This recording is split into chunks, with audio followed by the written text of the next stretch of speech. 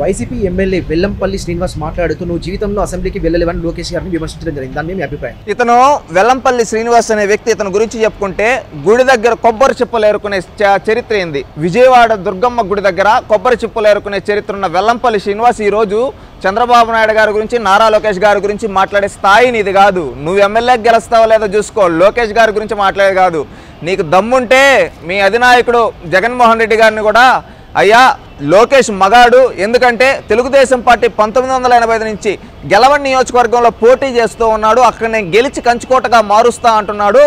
నువ్వేంటో మీ తాతలు గెలిచిన దగ్గర, మీ నాయన గెలిచింది, మీ చిన్నాయన గెలిచిన దగ్గర నుంచే గెలుస్తూ ఉన్నావు. నువ్వు కూడా ఒకసారి అలాంటి ప్రయోగం చెయ్యొచ్చు కదా అని అడుగు. నువ్వు మగాడివైతే అప్పుడు తెలుస్తుంది ఎవడో మగాడో. ఈసారి లోకేష్ అనే వ్యక్తి మంగళగిరి నియోజకవర్గంలో దాదాపుగా ఎవ్వరు ఊహించిన విధమైన మెజారిటీతో గెలవబోతున్నాడు. అంతెందుకు నువ్వు ఏదో అంటున్నావు కదా అసెంబ్లీ తాకలేడిదని.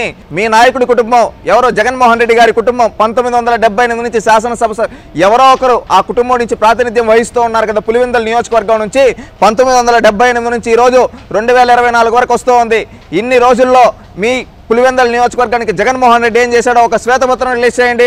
లోకేష్ అనే వ్యక్తి 2019లో ఓడిపోయినప్పటి నుంచి మంగళగిరి నియోజకవర్గంలో జగన్మోహన్ రెడ్డి గారి కుటుంబం 40 ఏళ్లగా జైలైంది. మంగళగిరి నియోజకవర్గంలో లోకేష్ ఓడిపోయి 5 సంవత్సరాల్లో చేశాడు. నీకు దమ్ముంటే, చిత్తశుద్ధి ఉంటే వెల్లంపల్లి శ్రీనివాస్ గారు మీ జగన్మోహన్ రెడ్డి గారిని అడగండి. అయ్యా జగన్మోహన్ రెడ్డి, లోకేష్ పేదవాళ్ళకి అన్నా క్యాంటీన్ పెట్టడం కోసం మండల హెడ్ క్వార్టర్స్లో అన్నా క్యాంటీన్ పెట్టాడు. మంగళగిరి నియోజకవర్గంలో తాను ఓడిపోయిన మీ కుటుంబానికి 40 ఏళ్లగా రాజ్యాధికారం ఇస్తున్న, మిమ్మల్ని చట్టసభల్లో కూర్చోబెడుతున్న పులివెందుల్లో మీరు ఎందుకు ఆ విధంగా చేయలేకపోయారని నిలదీ దమ్ముంటే.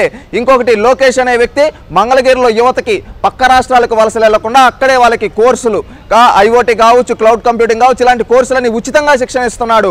నువ్వు నీ కుటుంబానికి 40 ఏళ్లగా రాజ్యాధికారం ఇచ్చిన పులివెందుల్లో కానీ కడప పార్లమెంట్లో, మీ కుటుంబమే కదా కడప పార్లమెంట్లో 1989 నుంచి వరుసగా వస్తూ ఉన్నారు.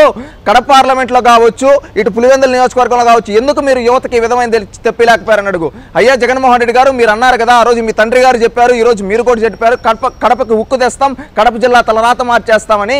మీరెందుకు 1989 నుంచి ఈ రోజు వరకు మీ కుటుంబ సభ్యులే కదా ఎంపీలుగా ఉన్నారు, కడపకు ఉక్కు ఎందుకు తేలేకపోయారు, పులివెందుల్లో ఎందుకు ఉపాధి ఉద్యోగ అవకాశాలు చూపించలేకపోయారని అడిగింది. మళ్ళీ మీరు ఇంకొకటి అడగచ్చు, లోకేష్ ఒక ప్రాంతీయ పార్టీ వ్యక్తి, లోకేష్ ఒక ప్రాంతీయ పార్టీలో ఉండి ఇంత చేస్తే ఆ రోజు 1978 నుంచి 2011 వరకు జాతీయ పార్టీలో ఉన్నారు. ఆ జాతీయ పార్టీ ఎన్నోసార్లు కేంద్రంలో అధికారంలో ఉంది. అప్పుడు ఎప్పుడూ మీరు ఎందుకు ఉక్కు తేలేకపోయారని నువ్వు నిలదీయాలి వెల్లంపల్లి శ్రీనివాస్. నువ్వు అడగాల్సింది ఇది.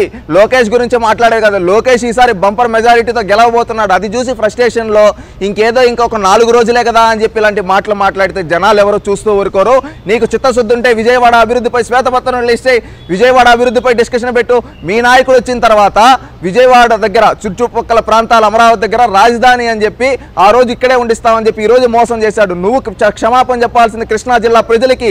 అలాంటి పార్టీలో ఉన్నందుకు నువ్వు మారు. ఫస్ట్ లోకేష్ గారి గురించి మాట్లాడే స్థాయి నీది కాదు. నీ స్థాయి గుర్తుపెట్టుకొని, నీ స్థాయి ఏంటి, కొబ్బరి చెప్పులు ఏరుకునేది, ఆ స్థాయిలోనే ఉండి మాట్లాడితే గౌరవంగా ఉంటుంది.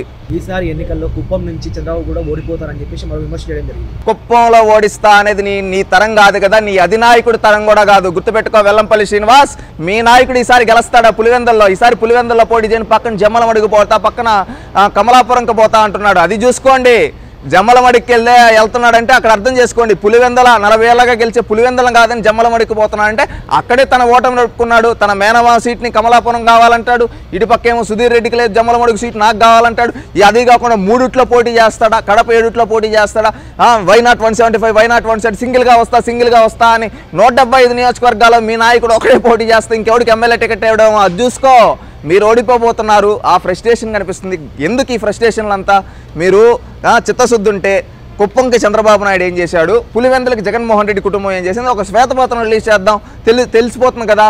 మీ కుటుంబం, మీ నాయకుడు వీళ్ళంతా దోచుకున్నారు, పంచుకున్నారు. ఎవరో 2-3 రెడ్లకు మాత్రమే పెట్టినారు. చంద్రబాబు నాయుడు గారు ఆ విధంగా చేయాల. రాజ్యాధికారం ఎప్పుడు బీసీలకు ఇచ్చాడు. అది చంద్రబాబు నాయుడు గారి చరిత్రకు తెలుసుకోండి.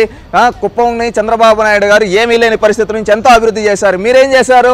మీ అధినాయకుడికి ప్రాతినిధ్యం వహిస్తున్న పులివెందుల కావచ్చు, కడప కావచ్చు నాశనం చేశారు. అక్కడ ప్రజల జీవితాలని ఓట్ల రాజకీయం కోసం వాళ్ళ జీవితాలను నాశనం చేసిన చరిత్ర మీది.